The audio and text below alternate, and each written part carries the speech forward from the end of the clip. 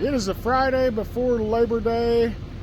We're heading to Texas. Right now I'm actually in the Ardmore parking lot waiting to meet a man bringing a compound bow for my son. Labor Day means our Oklahoma archery is 1 month away.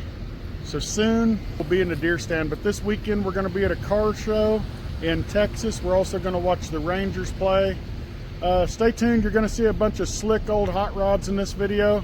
I've got a couple cousins taking their Chevys to the car show, plus one cousin taking his Ford. We're going to interview him also. This has been a work in progress on a 73 model Ford. Hope you guys enjoy.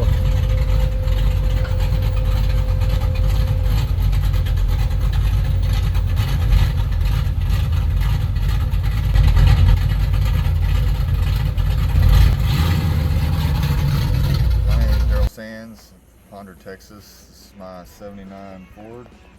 I've had it, I don't know, my grandfather bought it when I was probably about 12 or 13 years old.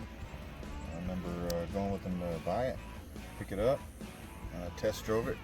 We showed it to that man's house and he got in it. We drove down the road and he got out and told me to drive it. And so I was probably, like I said, 12, 13-year-old driving around in the city in this truck.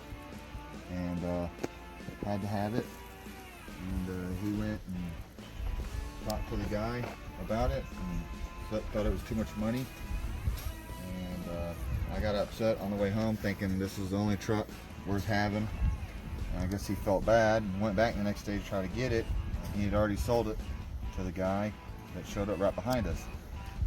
Well, I think it goes on, a couple months later, he looks in the newspaper and happens to see the same truck and goes and buys it. And I didn't say anything to me, and I just show up at his house and he's got this truck. And I used to drive it all the time, and then I got in high school and he let me drive it in high school, and he's kind of had it ever since.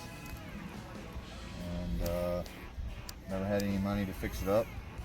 But I'd always hear these stories talking to these older guys of how they wish they had their first truck that they had in high school, and so I just refused to get rid of it. And then I got a little older and had a little time and a little bit of money and started rebuilding it.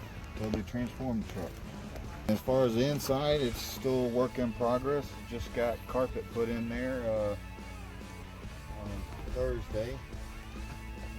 Just kind of slowly deciding the direction of what I want the interior. So we've got a little blanket over the seat right now, but we'll see what direction we decide to go in. Under the hood, we got a little Gen 3 Coyote here. It's all stock for now, but we'll see what direction we decide to go in. But they kind of built the truck so that it was a driver. You can take it anywhere you want to. And I thought this was the kind of the best bang for the buck to get that.